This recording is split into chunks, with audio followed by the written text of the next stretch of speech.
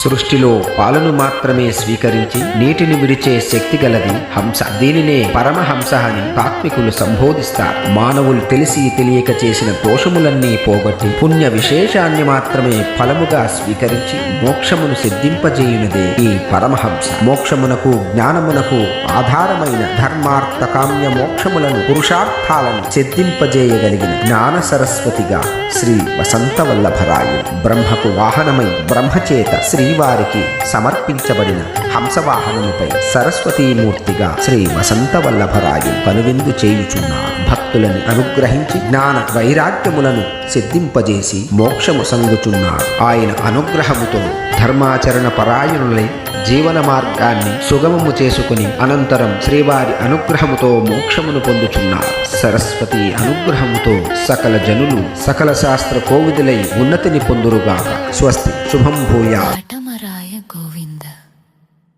Kadiri Nrusimha Govinda, Govinda Hari Govinda.